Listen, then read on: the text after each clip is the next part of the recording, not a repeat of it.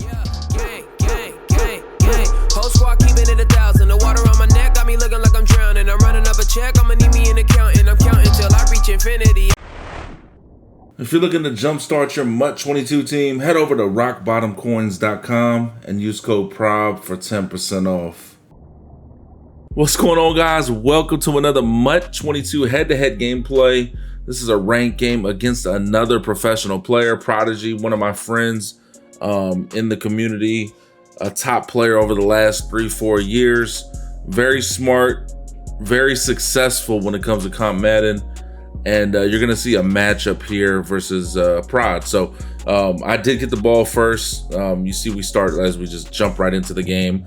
I missed a couple plays early on, but I start the game off with a couple runs like I always do.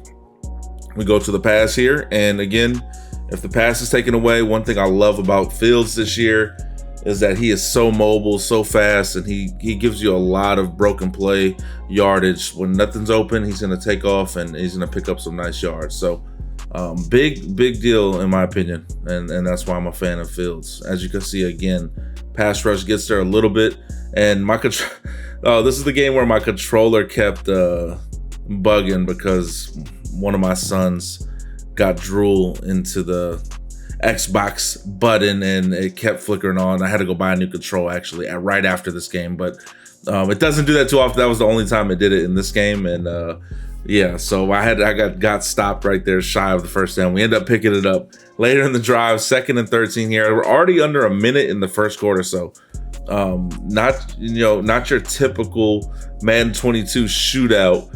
But you got to be able to win games a few different ways, in my opinion, this year. And one of those ways is by managing the clock and just out possessioning your opponent. So what I mean by that is just taking advantage of the clock and making sure you have last possession in either a tie ball game or a game where you can potentially walk off. So if you could do that, win that way, that is definitely a big factor in this year's game. All right, we're in the second quarter now, 2nd and goal. He has yet to get the ball, so we're trying to punch the ball in. We go counter, and it's going to be blown up by Prod. 3rd and goal coming up. I go to this trips formation, try to find the tight end, and I fit it in a window perfectly to Kittle. Touchdown. It gives us a 7-point lead early on in the game, and a really strong drive to start. Took up some time, ended up finishing with 7. And now we get to see Prodigy's offense for the first time in the game. And again, you're limiting possessions here. If he scores, as long as you have time at the end of the half, you can take the lead into the half, and that's a big deal. So we'll see exactly what he comes out and does on his first drive. But we are going to be able to kick this extra point and go up 7-0 against Prodigy in this one, which is a great start against, again, playing these pro players. You gotta score every possession against them. And you have to come up with a stop at some point, or like I said, out manage them as far as the clock goes. So he starts off in bunch, gonna hit the little spacing route, the little hitch underneath. 2nd and 4, he throws a flat pass, moves the chains, and as you can see now, 2:10 left in the half. He's gonna hand the ball off. He gets smoked by my D tackle, hangs on to it. 2nd and 7, 2-minute warning here. Flips the bunch to the right side. See, he has wide receiver chems, and then he has 2 tackles with, I would imagine, some good pass blocking. All right, so 3rd and 2 coming up. Prodigy with the ball in bunch. Bunch to the right side of the field, sitting back, halfback pass out the backfield. Beautiful play. Picks up the first down, hands it off to McCaffrey the very next play to the 35. 2nd and 6 coming up. Hands it off again on a little inside zone action to the 25, and now there's only 36 seconds and counting. The clock's moving. We both have a couple timeouts. Prodigy looking down the field, rolling right, trying to find a man. He throws it into the end zone. I was not expecting him to get that risky. He does catch it, scores 7, and now there's only 23 seconds left. So I would love to get 3. I have to find a way to get the lead before half, like I said.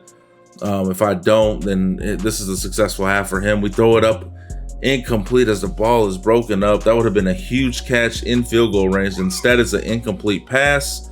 And now we get hit on the throw. It's 11 seconds left in the half.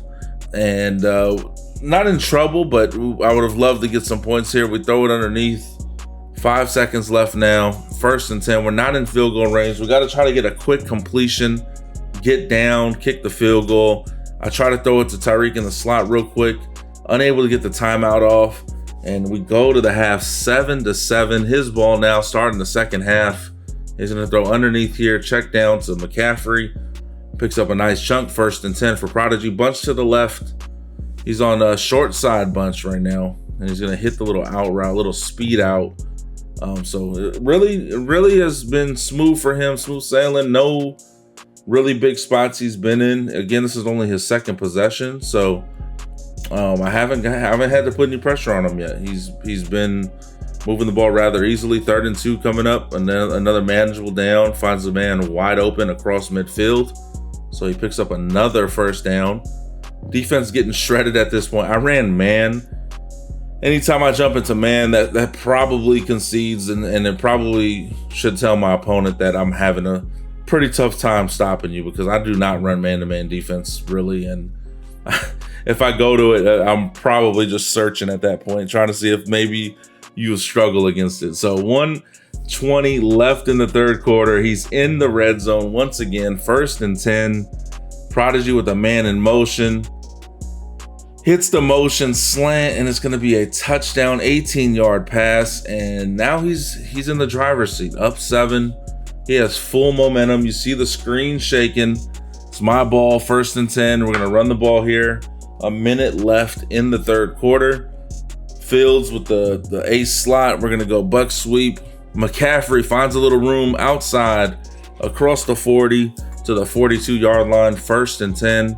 We hand it off once again. It's McCaffrey taking us to the 4th quarter. So now I'm in a spot where I can potentially make this the last possession of the game, which would mean that, it's either we go to overtime, or I go for 2 for the win if I score a touchdown, or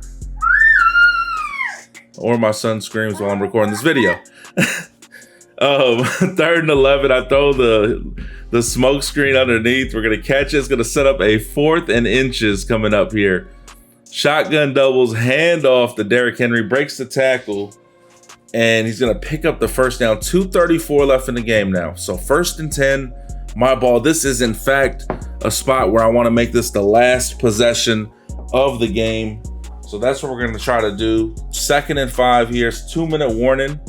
Hand it off to Henry again. 3rd and 5 coming up, and the clock is ticking. You see it, 1:35. We're in 5 wide here, trying to get a 1st down, move the chains, move the clock. He sends 2 guys. I take off with Fields, and we pick up a nice chunk right up the middle, giving us the 1st down and bringing up only a minute left in the game. We air truck there all the way down inside the 10. 1st and goal now. He lets the clock run, which is interesting. He did not call a timeout there right after the play. I was surprised by that. So we ended up running the clock down. I handed off to Henry again. We continue to run the clock, and then I want to say I call timeout right about now with 14 seconds left. I have 2 remaining. Again, my goal is to score here, and at this point, I told myself I wanted to go for 2 if I score. I haven't really stopped him. If we kick the extra point and we go to overtime, if he gets the ball, he's probably just going to drive down and win. Based on what I've seen over the 2 drives that he's had like stress-free drives. So I want to score and not give him a chance to win the game in overtime. So we want to go for 2. So we throw the little bubble, and we juke the safety into the end zone. Smith for 6. 10 seconds remaining in the game. Perfect drive. And now it's time to go for 2. I go to the ace slot formation. I love to throw the flat pass out of ace slot, especially for 2-point conversions. And I would assume he probably knows that this play is popular. So I had a feeling he was going to try to jump this, and that's exactly what he does. He jumps it. We throw it to the tight end for the 2-point conversion. It gives us a 1-point lead with 10 seconds remaining. And in this game, it is tough. It is tough in any Madden to get in field goal range with 10 seconds.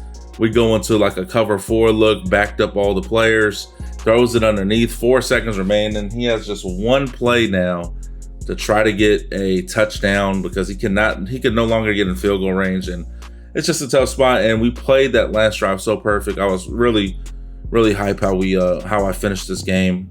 He's gonna throw the ball up here. We end up picking it off with Dion, and it was a GG. Big drive, big money drive, finished with the 2-point conversion. Loved the play call, and it was a good game. Again, you got to win some of these clock management games, and I'm doing that right now. I'm having a lot of success in head-to-head. Hope you guys are enjoying these videos. Thank you guys for everything. You guys are killing it, and I want to say thank you. Let's get this video to 500 likes. Hit the like button. See you guys later.